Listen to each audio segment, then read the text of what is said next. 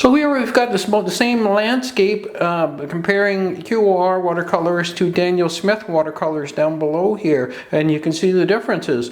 Let's get going. We're going to just paint these right now.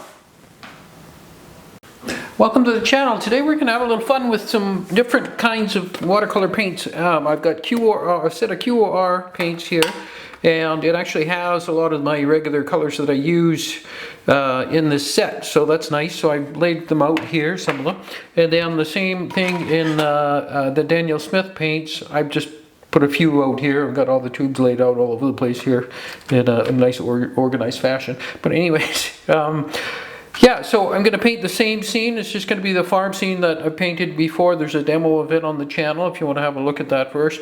But we're just going to have a little fun here and just see how these paints compare. Now, I'm not used to these QoRs. I don't paint with them a lot. They've got a different carrier called Aquario versus the Gum Arabic carrier in the Daniel Smith paint. So we'll see how they behave, and we'll check out the differences here. Okay, so let's get going here. I pre-wet the sky in both of these, and this will be a little bit of a trick because I'm going to try to paint both of these at the same time, and or close to it anyway. So this is a QoR paint here, the Ultramarine blue. So I'm not gonna try to overwork this too much here, and I'm gonna I've got the other brush charged up here too with the Daniel Smith. And I pre-wet the paper, but I didn't dry it off with a paper towel. So I'm going to see how this goes here and see if I can keep up with this pace of this watercolor coming down the page here. And next I'm going to just put a little bit of this red into here. Just want to change the tone of that a little bit. I'm going to run that all the way up again, so it's nice and smooth just like that. And now the other side here, or the Daniel Smith. I'll try to stay out of the way of this color and try not to make any mistakes with these color selections here.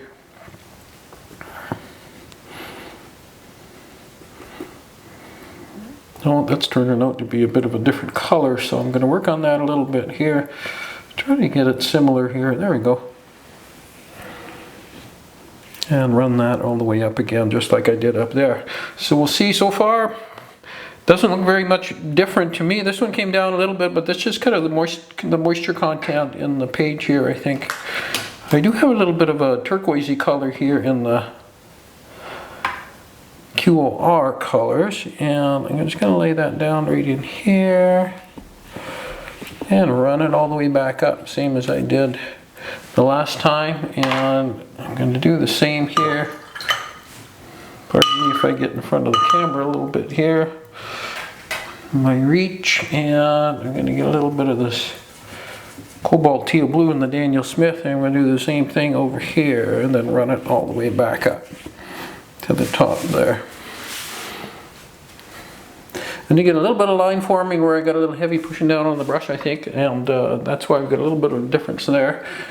And then down here, I think I'm going to gray this off. I've got some neutral gray, and we'll kind of make it like a stormy horizon here and just see how this goes. Oh, I think I did a mistake. Oh yeah. Yeah, so I put some Daniel Smith in there. I've already made a mistake here. Well, I'm going to continue doing this. And maybe we'll see how the pigments interact with each other here. Yeah, I'm going to run that all the way back up. There we go. And then just pick it up off the palette. And I'll go into here.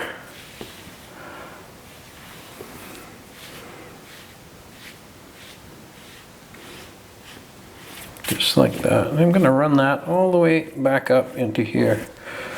And I'm getting some little lines here because this paper is starting to wrinkle on me a little bit here, and I need to be a little wetter here, right on the horizon, and bring it across like that there. There, and this one's actually pulled quite nicely, except for I don't like that line up there, so I'm going to go ahead and get some more of this blue QoR blue and run that all the way back down into my horizon line right there, just like that, and let it sit. Okay, so next what we're going to do is we're going to get some of this QoR green gold, I believe this is, and I'm just going to put it on this horizon line right here, and we'll see how it behaves. I'm putting it on fairly thick because I want to see. I've got a little brush hair here.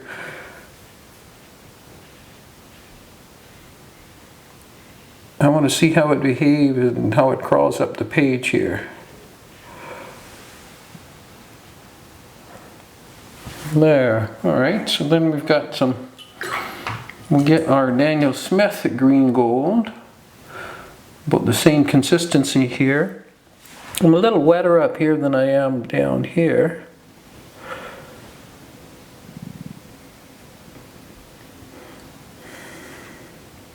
So far these pigments look like they're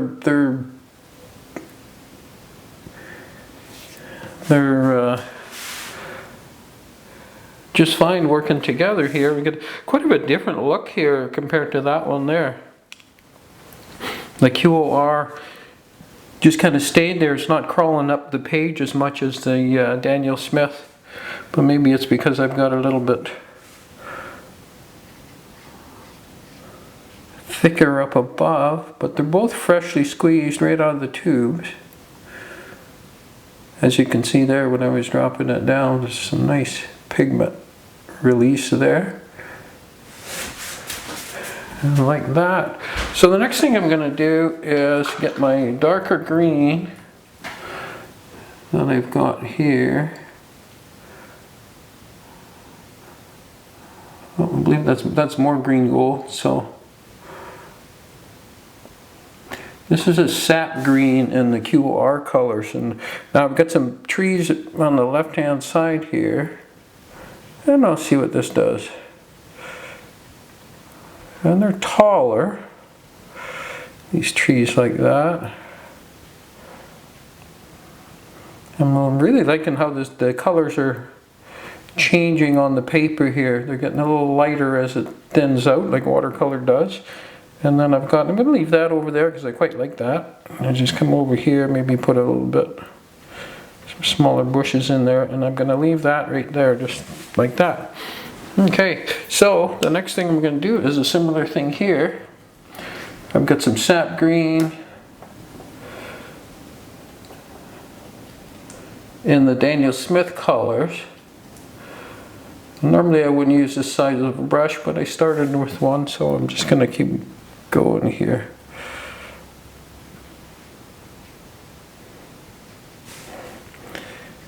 Yeah, I'm just seeing how that goes. It seems to be a little bit drier down here, so I'm just kind of, but not on the horizon. It seems to bloom really nicely here. When I pulled it up a little bit higher.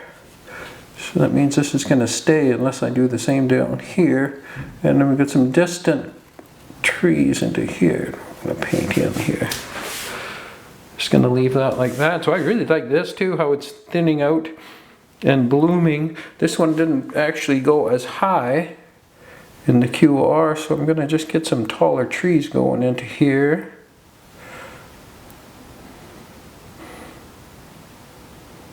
So not too bad. The only mistake I did is that last line there. I mixed up the paints, but that's a good demo too. It's good to see how they behave together, and they're actually blooming really nicely. They're both performing very nicely on this paper. I believe this is Arch's 145 or 140 pound cold pressed paper. There, looks good. So I'm going to throw in a little bit more darks down at the bottom here. I got neutral gray. This is QoR, of course.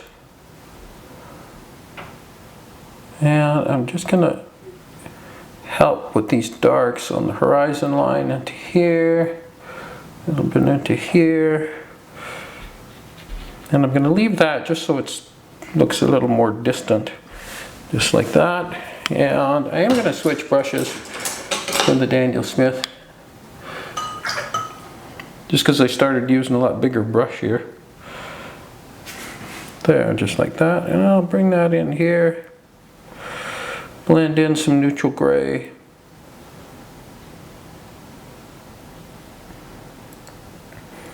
To these spots there, and we'll let that do its thing. It's blooming nicely there. I'm just going to coax it up with a little bit more water into these areas, into here.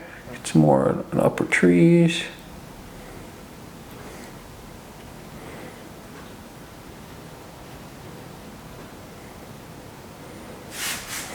Just like that. So then I'm going to see if I can pull some cloud. There's some, like, it's actually looking pretty good down into here in this area there. And the only thing I'm going to do is maybe just create some cloud highlights with a piece of paper towel, because if I put pigment on there right now with this wavy paper, it's got another test painting on the back side of this paper, and that's why it already started out being a little bit wrinkly, so that's why it's given us a little bit of trouble with the wrinkling process. I did tape it down, so I could have flattened it, I suppose, before starting this, but yeah, a little drier down here for some reason. I don't know, it just didn't wet it as much, I suppose. I tried to use a big brush doing it. Yeah, I'll get down into here. That look more like clouds. Smooth these out a little bit here.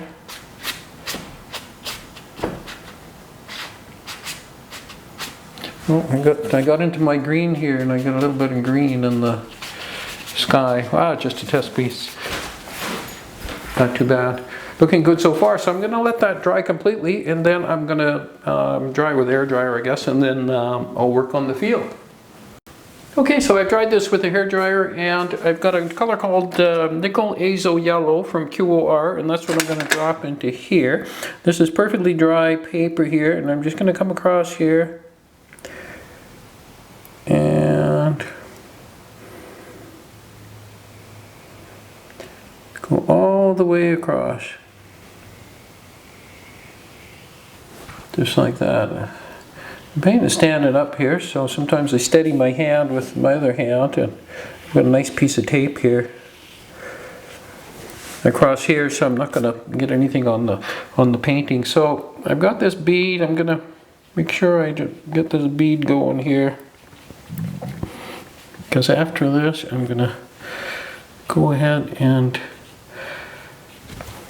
paint the Daniel Smith colors down into here. Now, similar to that, it's going to be probably a Mayan yellow that I've got on my palette here.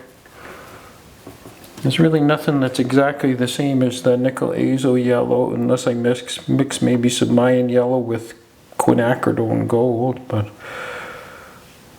we'll see how it goes here. We'll see what it wants. And there is, QoR does have a Quinacridone gold also. Leave those little highlights in there. And I will dip in, I got some fresh Quinacridone gold in the Daniel Smith side here. And I'm going to drop that in there, and you'll see we'll see what it does. That's what I wanted it to do, but you know, if you're picking up fresh pigment,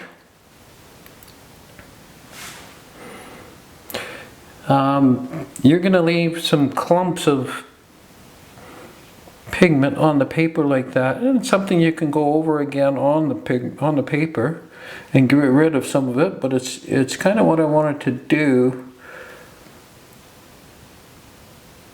and smooth it off here just to give it some distant depth. There's some little darks in there, just some distant detail into there. So that's looking actually fairly similar to the QoR color, so we'll see how that behaves. Now I'm going to run just some water, line of water in here. And I let my bead dry a little bit too much there. So if I had pre-wet that paper, it would have been a little bit better. But if I'm painting only one painting at a time, it's not an issue. There, just like that. So to be fair, I'm going to put some, just going to put some little highlights in here, and a little low lights, and dark spots like that, like I've got in the Daniel Smith side here, and just like that. There. Just so we get something to compare it to. And that's about it there. And I'm going to finish it. I'm going to transition into a little bit more green, maybe into this green gold here again, and bring that across. Oh, that's the Daniel Smith side. So I'm just going to leave that, and then go ahead and put it in the top part here. This green gold. And I really haven't cleaned my brush a whole lot from the other colors that I had on.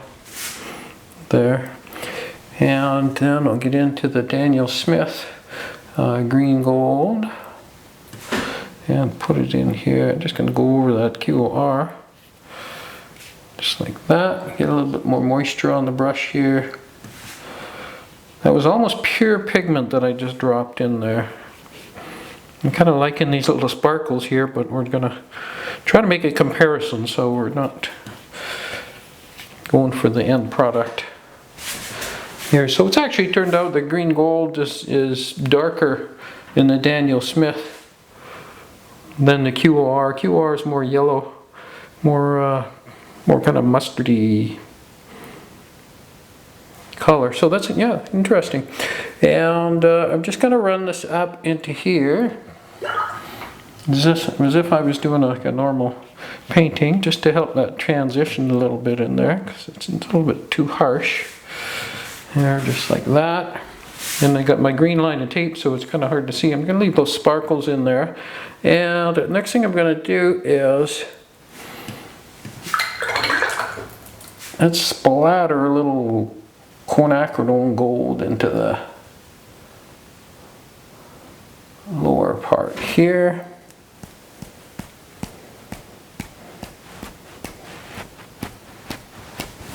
Just like that, and we'll do the same with the Daniel Smith. Now I've got a bigger brush here, so I'm going to have to watch I don't over splatter down into here, because it's a pretty small area. A little more moisture. So I'm just being careful here because it's really going to come off this brush in a different way. Just like that. There. And then all I need is clean water on these, and we'll see what happens, how they react to the clean water.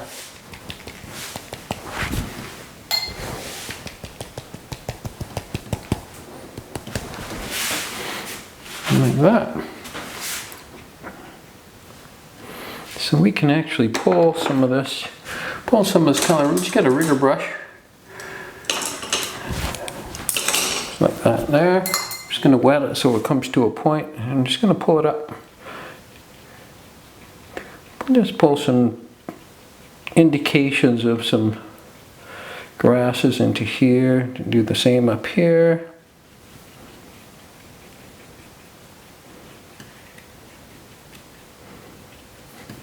It's drying fairly quickly, so I'm just going to grab a little palette knife here, and we'll see how it behaves.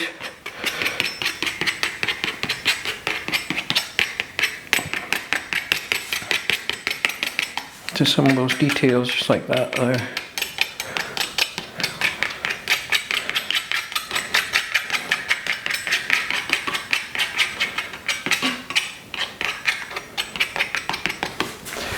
Just like that. Yeah, and I splattered all over my sky. I could put some birds in there or something. So there we have it. So I'm just going to let it dry for a second. We'll have a look at what it looks like. There we go. So I just tried it with a hair dryer, and as you can see, both of these pigments. These are quality watercolors, the QoR in the top here and the Daniel Smith down below. I did make the one little mistake where I blended in a little bit of kind of reddish color, but I did it on both so that even things out. And I do like that nickel azo yellow color, it's hard to say, at the top here, but I was able to replicate it kind of by adding Quinacridone gold to the Mayan yellow down here also, and it just turns out different. It's just a different color, and like I said, I'm not used to the QoR colors as much as I am the Daniel Smith, which is I regularly use, but I'm happy with the results of both. You can see here it bloomed more, even though I thought this was drier, but it wasn't. It's just how the pigment behaved differently on the paper. I think the moisture content was very similar, and I did add a little bit more water here, which let it kind of bloom up a little bit more. But yeah, I'm happy with both results there, and you can take your pick, whichever one you like better, but I think they're pretty even, a bit of a dead heat. But it's just a matter of getting used to one brand of paint versus another, one brand of watercolor over the other, and to know what it's going to do more than anything, I think. And yeah, and thanks for all the new subscribers. I really appreciate it. Thanks for watching this demo. Yeah, I hope you enjoyed it, and you can give it a try. Thanks for watching. Bye for now.